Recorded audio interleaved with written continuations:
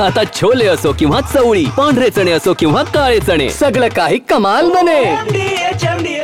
गेल्या अनेक वर्षांपासून ज्या स्थानिक स्वराज्य संस्थांची प्रतीक्षा लोकप्रतिनिधींसह नाशिककरांना देखील होती, त्या निवडणुका पुढच्या काही दिवसात या ठिकाणी पार पडतील असे संकेत आहेत। नाशिक महानगरपालिकेच्या प्रभाग रचनेचा प्रारूप आराखडा शासनाला सादर करण्याचे आदेश आयुक्तांना देण्यात आल्याची माहिती आहे। याचं अर्थ स्पष्ट आहे की दिवाळीपूर्वी नाशिक महानगरपालिकेच्या निवडणुका पार पडतील आणि लोकप्रतिनिधी अर्थात नगरसेवक या सभागृहात पुन्हा एकदा येऊ शकतील। यासोबतच सगळ्यात महत्त्वाचं म्हणजे 2017 प्रमाणे 122 ही नगरसेवकांची संख्या जी आहे ती या ठिकाणी कायम ठेवण्यात आलेली आहे आणि यासोबतच 4 जणांचा प्रभाग ही जी रचना आहे ती देखील या ठिकाणी कायम ठेवण्यात आलेली आहे।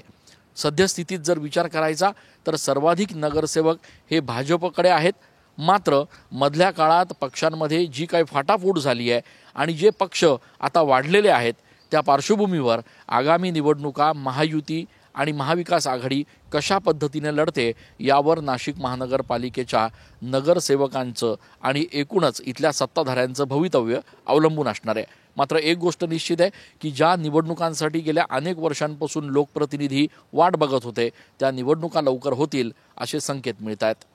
कॅमेरा पर्सन आकाश शेवलेसह मी चंदन पूजा अधिकारी, TV9 मराठी।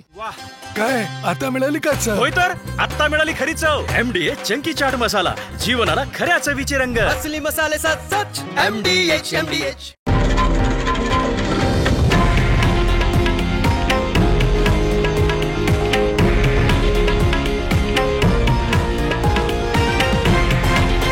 हे आहे देशातील नंबर 1 न्यूज नेटवर्क आणि आपण पाहत आहात TV9 मराठी, एकमेव।